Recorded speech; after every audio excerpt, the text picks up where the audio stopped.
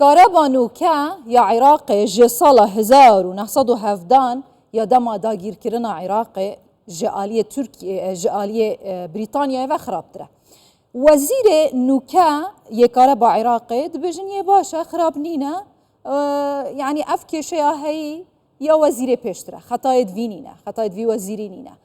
Wezîrê pêştir Iraq vegerandiye pêşî 100 salan jê rûyê karebê ve xirabiye. Lê Kerbela û Necef û Bexda li navçeyên cuda xwepişandanên xelkî û cûtiyaran berdewam in dibêjin af nîne kareba niştîmanî gelek yakê me di vê kelekela germê da ev 20 sala Iraq şûl diketin neşiyaye zêdetirî 8 demjimêrên kareba niştîmanî bidete xelkê xwe. Li gelek navçeyan bi taybetî navçeyên hejar nişîn kareba niştîmanî di navbera 4 heta 5 demjimêran daye di 24 demjimêrên vê germê da.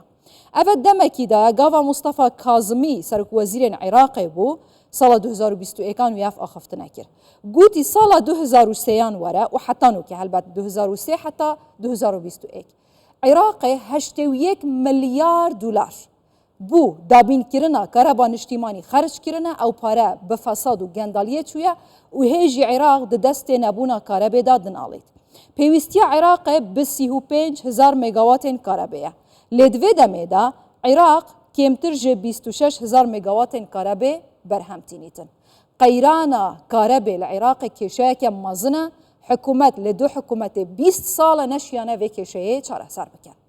Vê yekê jî xwepişandan li xarû naverasta Iraqê li peyxwanîn û alozî çêbûn û 10 kes birîndar bûne û 10 kesên dî hatine girtin û rêya di navbera Necef û Kerbela bi şewitandin sûtandina tayerên trombêlan hatiye girtin ji aliyê xwepişandanan ve. Li ser vê mijarê û gendaliyên berdewam di vê sektorê da ji hêja Elî Saheb çalakvan û şûrvekarê siyasî ji Bexdayê dipirsim. Hêja Elî tu gelek bi xêratiya Kurdistan 24 sala 2021 bû gava Mustafa Kazımî gotî sala 2003 heta 2021 zêdetirî 81 milyar dolar li Iraqê bi gendalî çûne bi navê dê karebê başkên. Kareb xirabtir e. Tu çi dibêjî?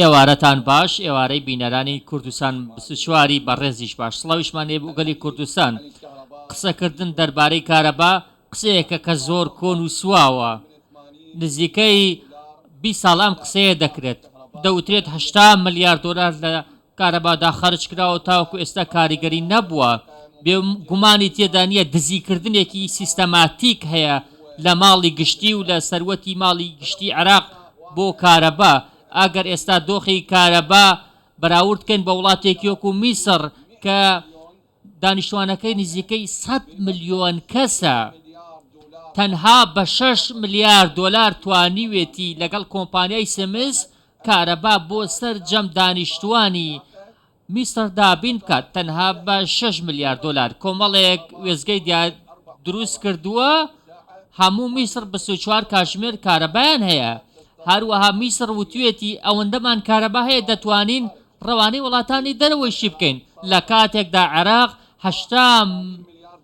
81 ملیار دلاری تاوەکو ئێستا خەرج کردووە کارەباش هیچ باش نەبووە بەشێکی دیکە پەیوەستە بەوەی کە حکوومەتەکان لە 2005ەوە هەر هەمویان بەرپرسیارن لەو دزیەی کراوە لە کەرتی کارەبادا هەمویان بەرپرسیارن لەو فەشەلەی تۆماریان کردووە لە کارەبادا بەڵێ کی هەیە ڤاگەندەڵکاران لە عێراقê لە سەر حسابە چێکردن و باشترکردنا کارەبا نیشتیمانی دادگەه و سزا بدەتن. سەدا چلیە کارەبا عێراقê ji Îranê têt bi pareyekê wehmî. بۆچی divê germegermêda ku pilên germê 105 derbas kirine li hindek navçeyan. Iraq 20 sal neşiyaye 8 demjimêrên karebê zêdetiriya niştîmanî bidete hewlatiyê xwe. Kî dê vana siza bidet? Kî dê vana dadgeh ket? Kî heye lê bipirsît?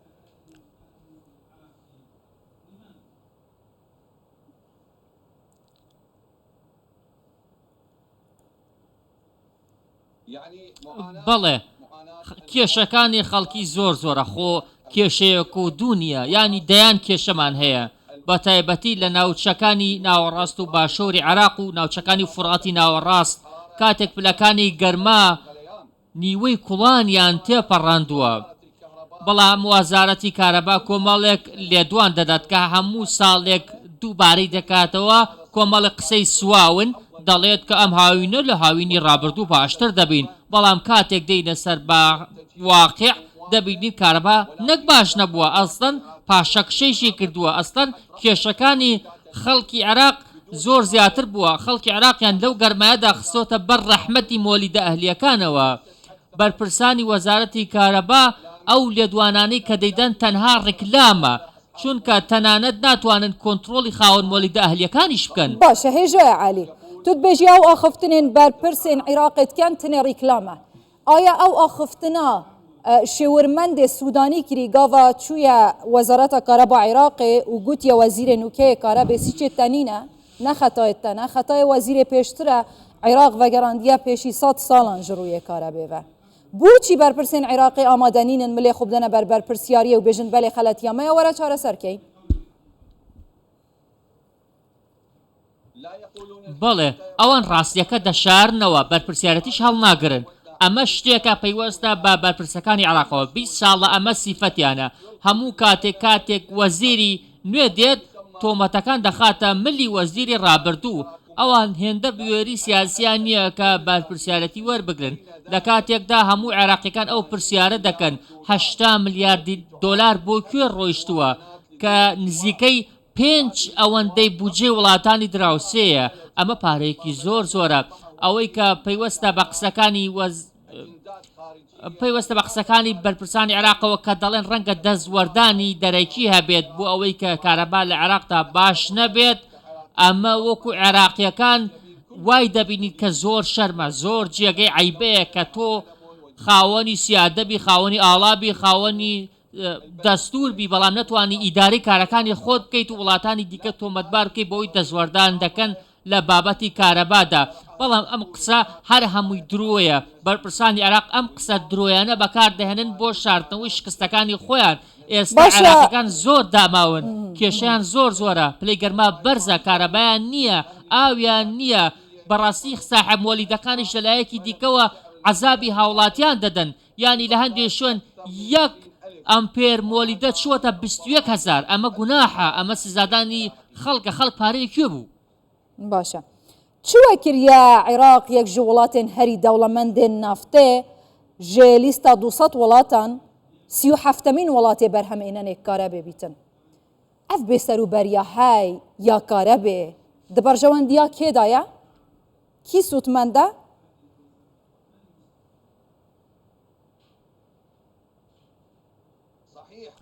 قسەکەت ڕاستە کە عێراق سامانێکی زۆری هەیە، دەوڵەمەندە بەنەوت، بەڵام دزیشی زۆر تایە بەداخەوە. هەم دزی تایە و هەم نەوتیشی تایە. خەڵکانێکی زۆری تایە کە چەتەن. دزێن لە عێراقی کینە؟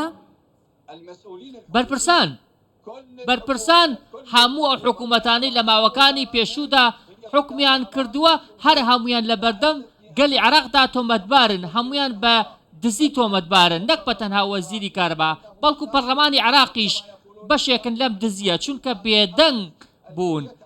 چونکە فەرمودەیەکی پێغەمبەر هەیە دەڵێ ئەو کەسەی کە بێدەنگە شەیتانێکی کەڕە. ئەو پەرلەمانیش بێدەنگە لەو دزیەی کە دەکرێت، ئەوانیش کەواتە تێوەگلاون. حکوومەتەکانی عێراق هەر هەمویان یەک لە دوای یەک دزیان کردووە، پارەکە چوەتە گیرفانی خۆیانەوە، قوڕ بەسەریەکەیش تەنها بۆ هاوڵاتی ماوەتەوە. ئەمە تەنها لە کارەبادا چڕ نابێتەوە، بەڵکو بابەتی تەندروستیمانەیە قەیرانی گەورەی هەیە، بابەتی پەروەردە قەیرانی گەورەی هەیە. بەڕاستی ئەو پارەیە کە بەرپرسان دزیوانە دەچێتەکوێت، دەچێتە ناوچەی سەوز. تەمام تە بەحسی ناوچەوە کەسێک کرد خۆ حاڵێ ناوچەوە کەسکە بەغدایەژی گەلک باشتر نینە، ڕێکا و بانێ نوێژی گەلک باش نینە. تایرێت تڕۆمبیلا مرۆڤی حتا نیڤێت چنە دناوان چوڵادا کەندا دامەبەستا من. تشرینێ خۆپشان دەردەهێنە گرتن و کوشتن و ئەشکەنجەدان و زیندانکردن. نوکە کارەب نینە خەلکێ خۆپشان داناتکات یت بشتێ کارەبێ بەردەن دیسا li Necef û Kerbela û heta li Bexdayê hêzên emniyê xwepişandera birîndar dikin û yê digirin. Bûçî xelek bêjîtin karebê bûme berdan bihêne girtin û eşkencedan li Iraqê?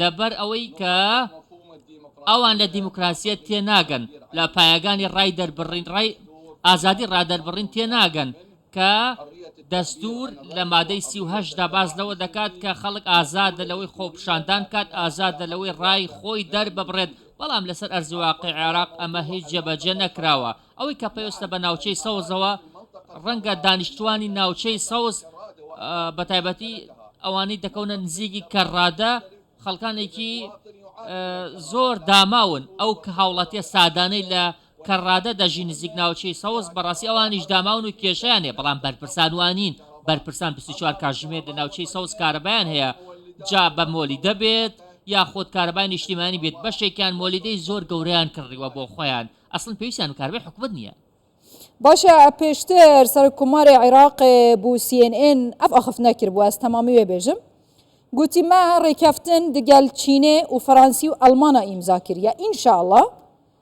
حتا ساڵێک دو ساڵێ دیدێ کێشا کارەبێ عێراقی چارەسەر بیت هین باوەرن کو ئەف حکوومەتە بڤان زەخت و فشاران بمەسلحەتە لەیانێن دەرڤە بشێتن دەگەل چین و ئەڵمانان و فەڕەنسیان کێشەیە کارەبێ و کێشەیەکە مەزنە و عێراقی پێدناڵن سوتن ژگەرما چارەسەر بیت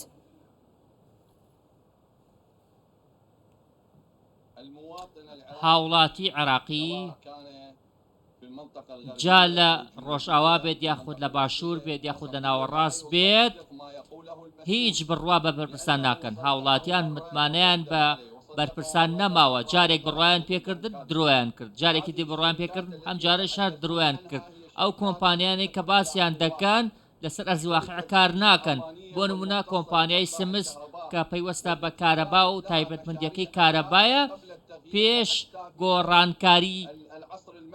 پێش گۆڕانکاری ڕژێم واتە کاتی سەردەمی سەدام حوسێن و کاتی سەردەمی پاشایەتی سیمنس شەریکێک بوو لە عێراقدا کاری دەکرد بەڵام بەداخەوە دوای 2005 دوای ئەو فشارانەی لەسەر سیمنس دروستکرا کۆمپانیاکە کارەکانی لە عێراق نەکردووە هەندێک لایەن هەند فشار لە کۆمپانیای سیمنس دەکەن بۆ ئەوی کارەکانی جێبەجێ نەکاتوەکو خۆی چونکە لە بەرژەوەندی ئەوان نییە کارەبای خەڵک بە تەواوی چاک باشە هێژای علی بەس پرسیارم نادمە هەیەش کەرەماخۆ وێژی بەرسف بدەی لە گۆری دەهێتە دیتن پرانیا جادەیە عێراقی ئەس بێژم بە تایبەتی چینا گەنجا هیوی و ئومێدەکە زێدە بێ سەرۆک وەزیرە نوکەی عێراقی محەممەد شیع سوودانی هەیە و بشێتن وان قەیرانە چارەسەر بکاتن ئەvە دەمێکیدا و پێشی هەیڤێکێ سەرۆک وەزیرێن عێراقی گوتی عێراق ڕۆژانە 1200 ملیۆن پێن سێجا یەن غازێ بە هەدەر دەدات هیچ ئیسیفادایەکی ژێوەرناگریت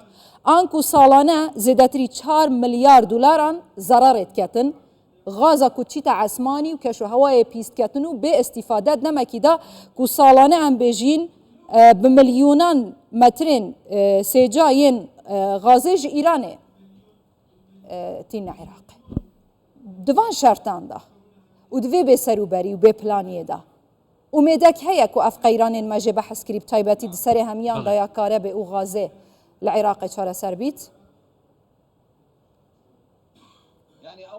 یەکەم شت کە پێویستە ئێمە سەرنجی بخەینە سەر سوودانی گۆچانەکەی موسای پێ نییە کە لە یەک شەو ڕۆژدا گۆڕانکاری بکات پێویستە ئێمە مامەڵە لەگەڵ ئەو کەسانە بکەین کە وێزگەکانی کارەبەیان لە وێزگەی گەرمیەوە گۆڕیوە بۆ وێزگەی گازی ئێستا عێراق ناتوانێت سوود لەو گازەی خۆی وەربگرێت ناچارە لە وڵاتانی دیکەوە هاوردەی بکات بۆ نمونە بەڕێز حسێن شارستانی وەزیری پێشووی وزەی عێراق نەدەبوو ڕێگە بدات کە وێزگەکانی کارەبا لە وێزگەی گەرمیوە بگۆڕێن بۆ وێزگەی غازی چونکە ئەمە کاریگەری زۆری هەبوو لەسەر دۆخی کارەبا